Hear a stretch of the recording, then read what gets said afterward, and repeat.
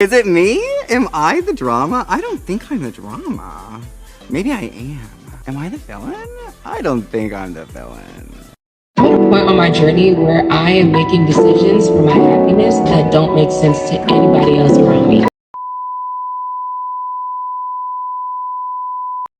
I just got out of therapy and I realized, bitch, I'm the problem. Damn, I thought it was everybody else. I didn't think it was me. It literally took for me to find a good person to realize I'm really the problem. Baby, I have so many unhealed wounds and trauma that now it affects literally all of my relationships that I'm getting into. I didn't realize something ain't right up here either. I be flipping out over the most craziest thing. Then I used to be the person that used to make it sound like it was the other person, when in reality, it was me. Like, I literally had a good man that was chill. That was, he was real chill, didn't really do too much. Like, y'all, when y'all get into these relationships, y'all gotta start coming healed. Especially if you want a person that's already healed their own self and that already got things under control. You gotta learn to control your own self, control those emotions. Cause sometimes us as women, we be all over the place. And we really do be the problem. So I had to take time to myself so I could really work and focus on myself so I could be a better person for this man. Because he was the sweetest person. It was just me.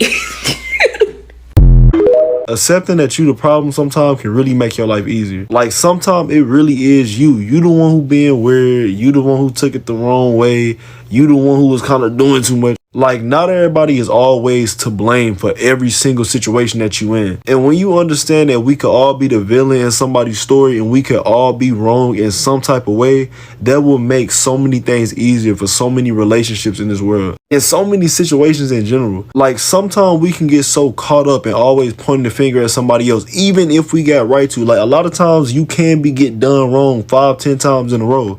But don't think that on the 11th or 12th time that you just could never be the one that's in the wrong. I think sometimes when you get so used to being able to point out other people's problems and seeing how somebody else is wrong, it can make you lose your ability to see how sometimes you can be wrong. Like, in every situation that you in, you really do got to take a step back, even if you know you right, and just be like, hold up, wait. Is there anything that I could have done that could have maybe offended somebody, made somebody else uncomfortable, made them feel like I did them wrong in any way, shape, or form?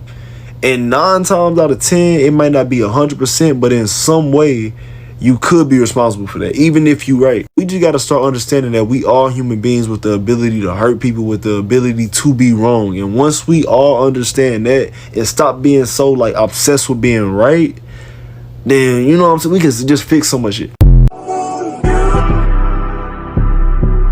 I think I gotta take another shot. I think I fell up. I literally just asked myself, was I the problem? And we said no. So I don't know, bitch. Unfortunately, I am wishy-washy, and sometimes I wake up with new feelings every day. I go to sleep, I like you, we cool. I wake up, I think about some shit that you did or shit that you said or the way you looked at me yesterday. Now I hate you. It's not you, it's me. I'm the problem. I got the problem. You know what? Maybe I'm the problem. Never mind. That don't even sound right, bitch. I'm gonna say this once and I'm gonna say this very loudly. General rule of thumb, if there is a pattern, it's not the external, it's you. If there's a pattern in your life, it's you. Do with that what you will. How do you know that you're not the problem? I believed I was the problem for a good year before my perspective started to change. They say the fact that you're even self-reflecting enough to ask that question is a good indicator that you're likely not the problem. I can guarantee you my ex never once thought to himself, maybe I'm the problem. This is what I did that helped me realize that I actually wasn't the problem. The first thing I did was seek out healthy relationship advice, and the most resounding information that I found was to fill your own cup first, to meet your own emotional needs. Love and respect yourself in a way that you want other people to love and respect you. So that's where I started. I poured my energy into making sure my mental, emotional, and physical needs were being met by myself. I created a self-care routine that centered around healthy habits. I woke up early every morning to meditate for 10 to 15 minutes, and then I would work out for a half an hour. It forced me to be in bed by 10 every night so that I could get enough sleep. I stopped drinking and staying up late because I wanted to make sure I had enough sleep to take care of those needs. I started eating healthier. I meal prepped and planned, something that I used to do before and somehow stopped doing when it was decided that I was going to be the only one to cook in our partnership. I self-reflected on every single piece of criticism he threw at me, from my toxic defensiveness to my lack of empathy to him never feeling heard because I didn't validate his feelings. I researched everything in great detail to make sure that I was doing my part. And once I started doing all those things, it didn't take long for me to realize that I wasn't the problem. Because every effort that I attempted to improve my well-being, he steamrolled.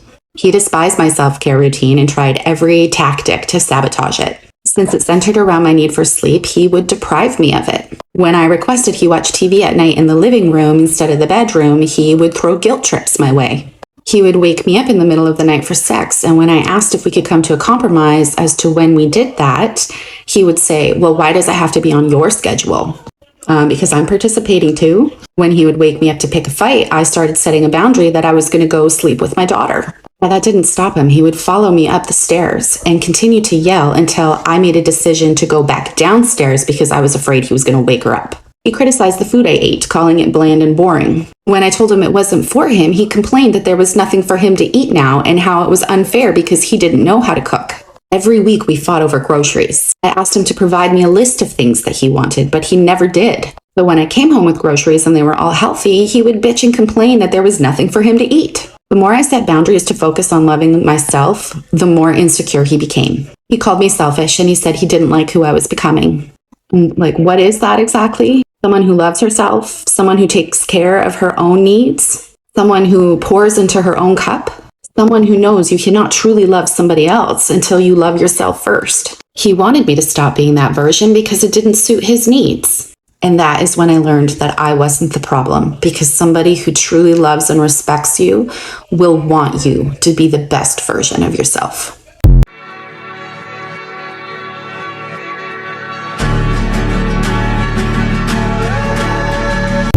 Do you guys think that when someone has like a lot of problems with a lot of people, it's because they're the problem or everybody else is the problem? When I was younger, I knew a lot of people like this, and I'm not gonna lie to you guys, I used to always judge them and I used to always be like, they're the fucking problem. Like, why the fuck do they have so many problems with everybody? Like, they always stop talking to people or they just had conflicts with people, and I used to be like, they have to be the problem. Like, it can't be everybody else, right? But then I became an adult and I became that person. I became the person that had no issue talking shit. I would get very like butthurt over things. I would just have a lot of drama with people, and not like drama, but like more disagreements with people. I have a lot of disagreements with a lot of people, and then I started thinking, wait, am I the problem? I don't think I'm the fucking problem. I'll tell you guys what I think the problem is. I was so nice growing up. I was too nice. I still am sometimes. And I never spoke my mind. I always just let people fucking walk all over me. And then I didn't. And that's when shit started bothering people, okay? I started setting some boundaries, and that's when everybody started to have fucking a problem with me. So it made me realize that just because someone has a lot of problems with people doesn't mean they're the fucking problem. Sometimes it's just that they don't fucking let themselves, okay? And we have to stop assuming that. I've judged so many people for that, and it took me to go through it to understand, like, oh, I get it. Signs you're a toxic person. Look, it's never easy to admit when you're the problem, but as Dr. Phil says, you can't change what you don't acknowledge. So these are some signs that you are a toxic person and how to change it. 1, you aren't happy for other people. If you struggle to feel happy for other people, it indicates that you aren't fulfilled in your own life. I know how hard it is to be happy for others when life just keeps knocking you down and nothing goes right. But being jealous or envious is just going to feed the toxic beast inside you. Try to see other people's success as motivation and inspiration. They did it, and so will you. 2, you have a problem with everyone. If you have a problem with everyone, then maybe you're the problem. Yes, sometimes we just happen to surround ourselves with a lot of awful people, but if this is a constant in your life, then maybe it's you. If you aren't taking responsibility for your life and for your actions, it's possible that people are just reacting to your negativity. So be mindful of what it is you're putting out there. 3, you can't accept responsibility. This is probably one of the most toxic traits of all. Like, think of any interaction you've had with somebody who just couldn't take responsibility for their actions or what they've done. It's infuriating.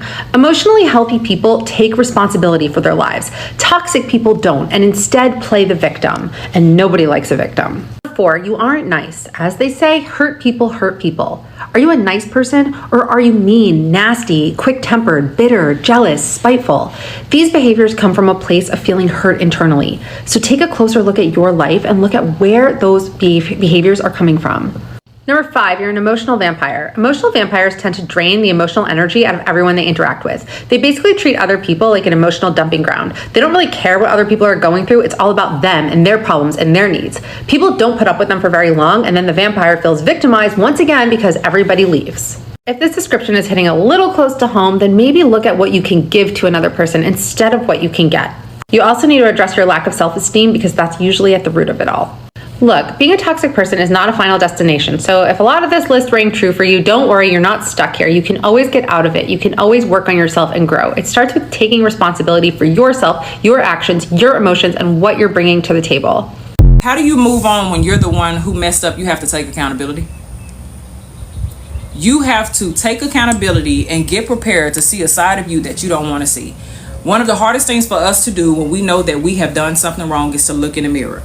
And so to avoid those feelings, we try to rationalize certain things and we try to flip the blame on somebody else. So sometimes we create these narratives that the other person did something wrong. Sometimes we start looking for the little things that they did to minimize the blow when it comes to ourselves.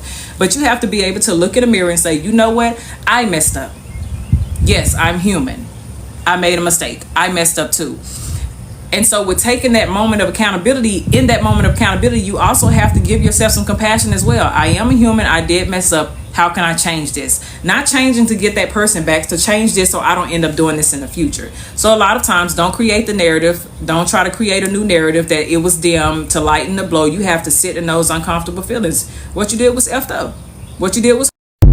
This is going to be a hot take, but you have to hear me out. Maybe you are the problem. And maybe I'm the problem.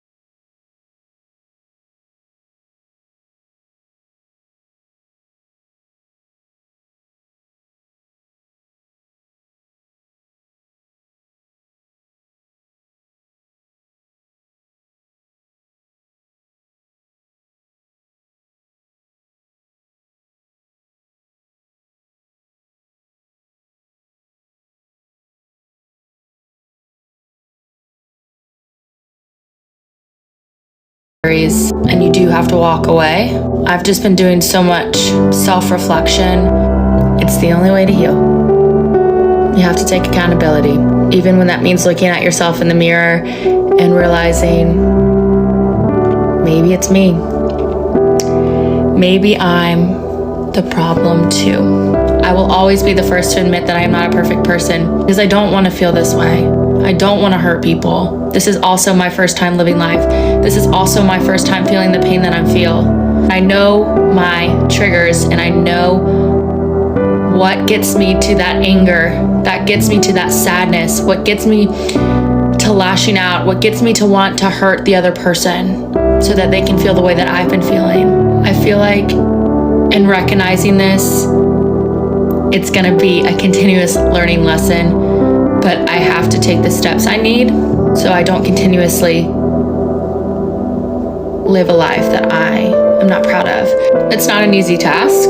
It's gonna take a lot of work, but I'm humble enough to admit that I'm not always in the right, and I know what I have to do.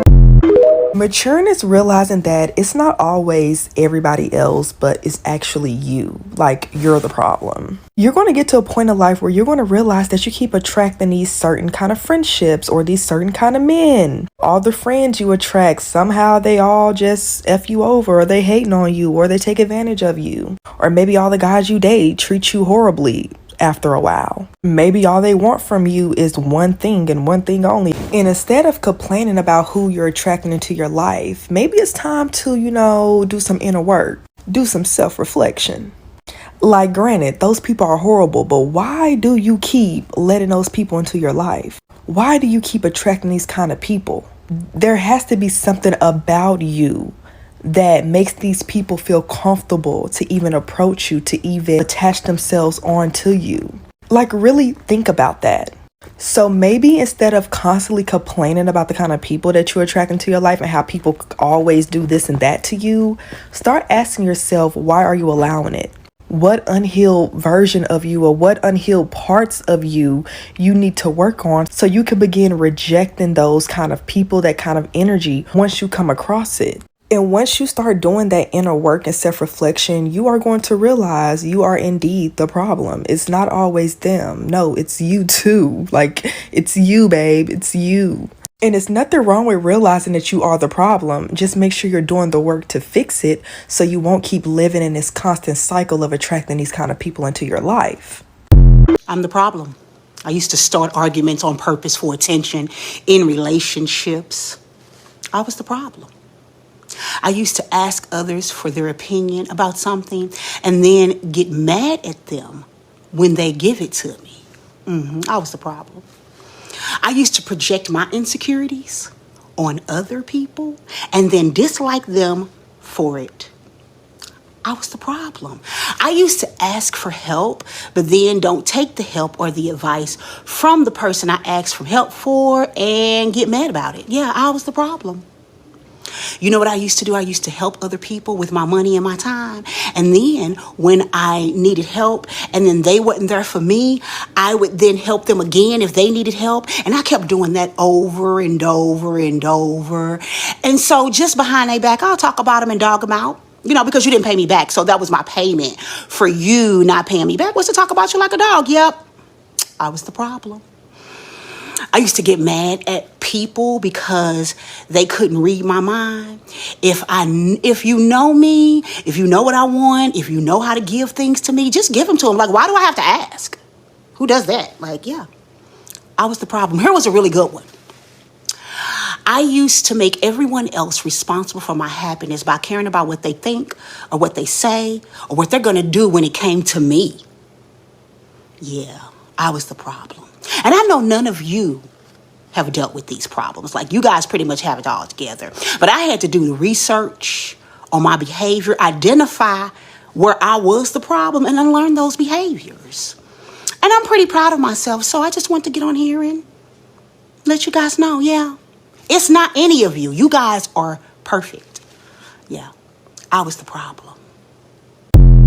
If I go to somebody in my life and tell them you did something that hurt me or I didn't like or confused me, there is no action that will make me exit stage left faster than somebody turning it around on me. There's a term for this. It's called DARVO. I'll let you look that up on your own because that's not what this video is about. This video is actually for anyone else who can relate to this, who's had people in their lives that they treated one way, but those people did not treat them the same way. Maybe you were gentle with people who did not return that gentleness with you. Maybe you held space for people who couldn't even see you. This is for you and me because I'm 37, I'll be 38 on Monday, and I'm only just just realizing that I'm the problem. Because these types of people are exactly who they are the day you meet them. I cannot lie and say that every time this happens to me, it's not at the hands of somebody who already showed themselves as being self-centered or emotionally unintelligent. But I keep entering these connections, treating people the way I treat myself. I'm very gentle with my parts. When I'm having a bad day, when something hurts, I'm always like, it's okay, baby, we're gonna work through this. And that's how I approach other people in my life too. But how am I going to expect somebody who doesn't treat themselves like that to treat me like that? Because that's what I've been doing. And this isn't an ego thing, because also these people never asked me to treat them like that. They didn't have that expectation.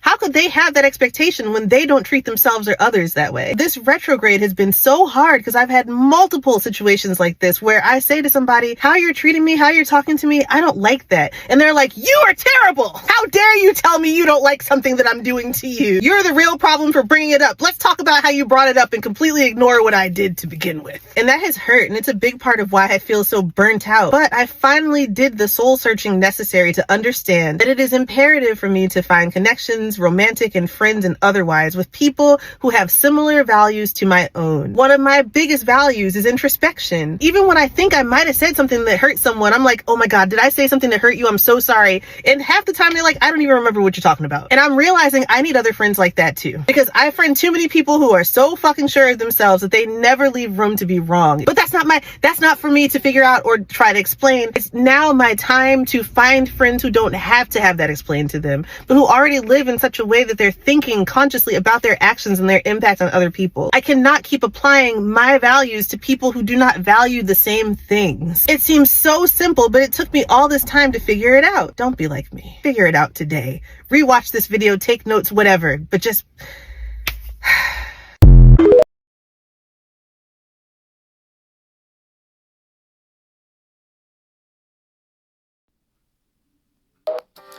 I hate to do this, I really do, but hey, welcome to my channel. So I wanted to talk about this because this is relatable, so relatable to me.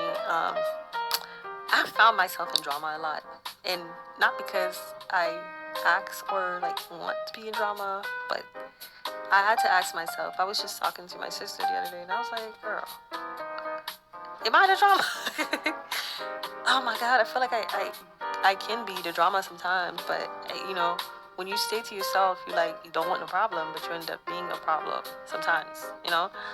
That's when me, I'm thinking like, oh God, maybe I do attract drama. I don't think I attract drama all the time. I don't think I start stuff, but when I finish things, I tend to ignore the BS, but sometimes you can't ignore, you gotta face it, and when I do face it, it's World War III. So then I become the drama. Okay. Yeah, sometimes I feel like, maybe I should have ended that differently.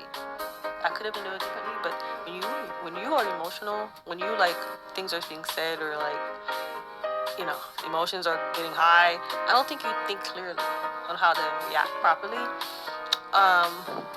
So yeah, I think sometimes I can be the drama. Not proud of that, but it's okay to acknowledge that, maybe you did this. I feel like acknowledging it is how you start to fix the problem. What I'm trying to say is, we all can be at fault, It doesn't mean, one person's at fault. A lot of us can be at fault, if something happened. It's acknowledging that this happened, how do I fix it? How do I prevent it from happening again? I think that's what we should do as individuals. Me, I have to learn how to not say how I feel sometimes. You can decide that, you know what, I should have never done this. And how do I prevent this from happening again? How do I deal with this better? You can be conflict resolution. Find ways to deal with people better in order to resolve a few things about yourself. It's okay to decide that, you know what, I've messed up this time. How do I prevent it from happening again? How do I move on? How do I move forward? So yeah, that's all I wanted to talk about, and I hope you like this video. Like, subscribe, and share with your loved ones, family members, friends, and I'll see you next time. 'Cause I got